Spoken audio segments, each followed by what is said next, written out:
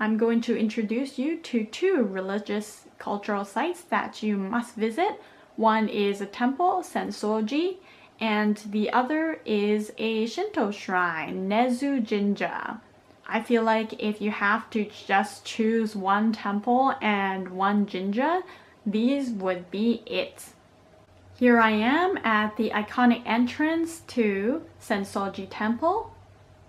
If you want to have your place in the center here, then you best be prepared to line up and be patient because there are a lot of other people who are waiting to take a photograph like this one. This is another iconic piece of architecture for Sensouji Temple. This is a 5-story pagoda. There are about 300 meters of a main shopping street that you walk through before you get to the temple. And yes, it is absolutely as crowded as this, even on a weekday. Now, Sensouji Temple, the original, was built in about 600 AD, and then it was destroyed by bombing in World War II. So what you see all around here is a recreation of the original. We have a mikuji. Mikuji also says hakien. This is where you can get your 100 yen fortune, which may be a good fortune or a bad fortune. So if you visit, I hope you pull a good one. How it works is with your 100 yen, you get this wooden shaker box with a bunch of wooden sticks inside. And the goal is to just shake, shake, shake, shake, shake, keep shaking it and until you can single out one wooden stick that comes out. And that will indicate the number drawer where you pull out your fortune. Now, if you happen across a really bad one, then you can promptly get rid of that bad fortune by tying it on these wire racks. Now, you've seen the hustle and bustle of Sensouji Temple in the daytime. To escape from the crowd and to see it in a whole new light, you really gotta visit at night. And as you can see, there are beautiful views of the temple itself and of the pagoda all lighted up. Time for a meal. I went all the way to Karyata Shiodome for this, a special seasonal menu item. It is a bowl of hot udon soup with a topping of clams. It was absolutely loaded with clams. I counted 30.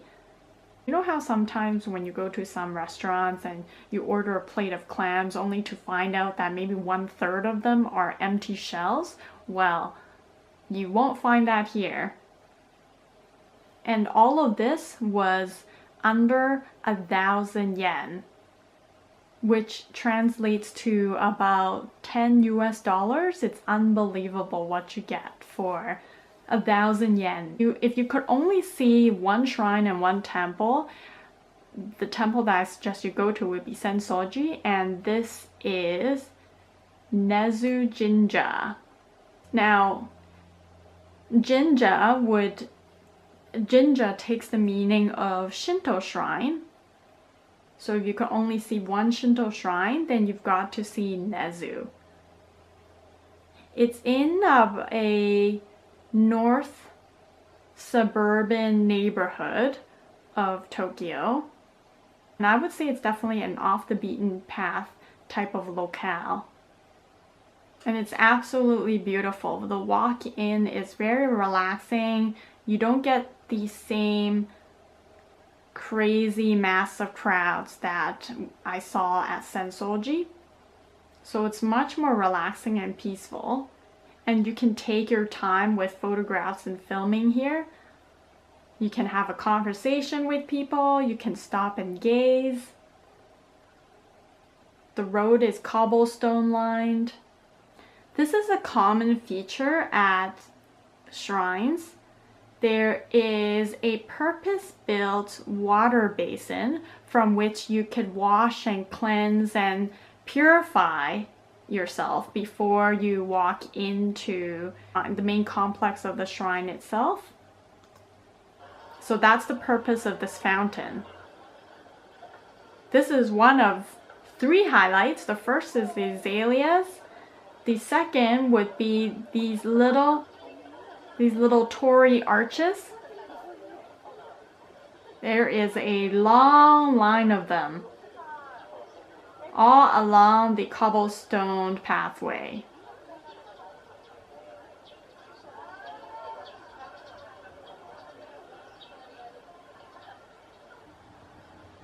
One thing I noticed is that the shrine guardians are dressed up.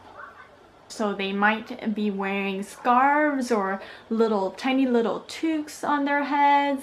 I wonder if the reason is because that at the time of the visit there is a matsuri, which is a shrine festival.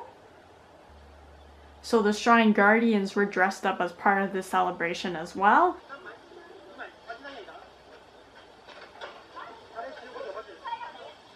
Oh, all these grills were going, and I wanted to taste and try everything.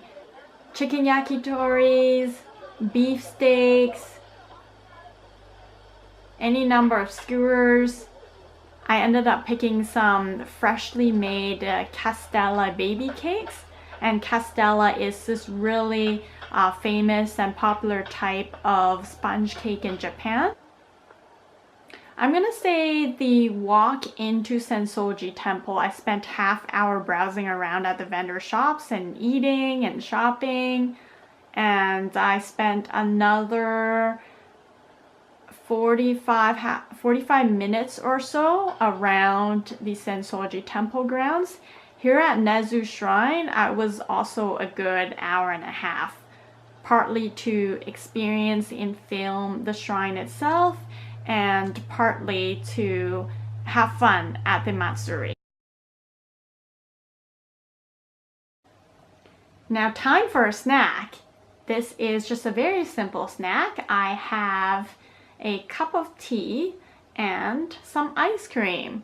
Now it's not just any tea and any ice cream, there is a theme here. The main ingredients and the theme of this dish is yam. So the ice cream has a slight flavor of yam, which is sweet potatoes, incorporated in it. And the tea has this very nice, refreshing, slightly citrusy yam flavor as well. Nezu Shrine is an experience in itself, but the other experience that you've got to have is to walk through the surrounding streets. These streets are so narrow that I think they can be properly classified as alleyways. And most of these restaurants here are either modern style cafes, or they're izakayas, or they're places open for lunch. So you can get ramen here. There is one restaurant here that specializes in tonkatsu, which is fried pork cutlets. And each restaurant is so individualized and decorated with flowers, all sorts of vegetation.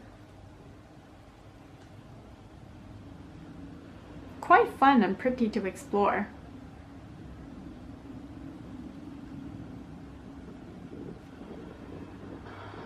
Suzuran Dori is the name of the street. And I love how there's this mix of old and new architecture. I mean, some of these storefronts look like they're at least 100 years old. Yeah, the way that cycling is a way of life here reminds me very much of Europe, in that a large number in the population owns and frequently rides bikes. Plus, they park them almost any old space. People don't even lock up their bikes here because there's no need to. People just don't expect their bikes to be stolen. It's such a safe place to live. Here comes the electric tram. This line is known as the Sakura tram line. It's something like $1.50 US to get on board, and it'll take you around this northern ward of Tokyo.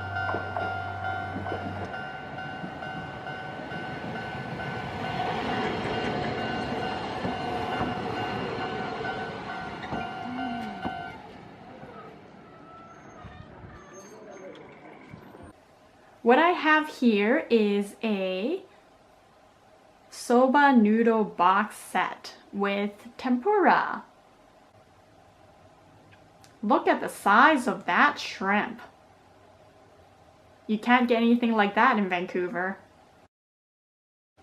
So take a good helping of soba noodles, dip it only halfway into the sauce, and slurp, slurp, slurp, slurp, slurp, slurp, slurp as you go.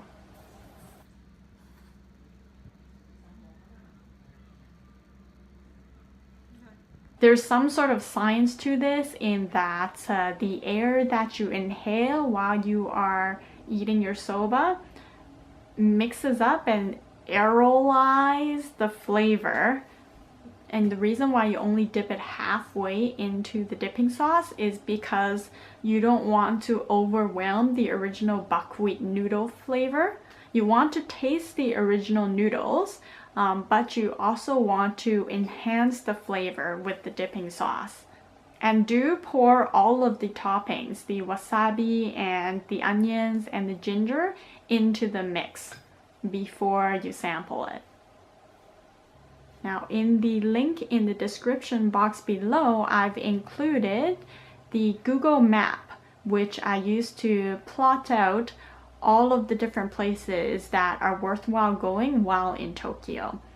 Hope you can make good use of it on your next visit.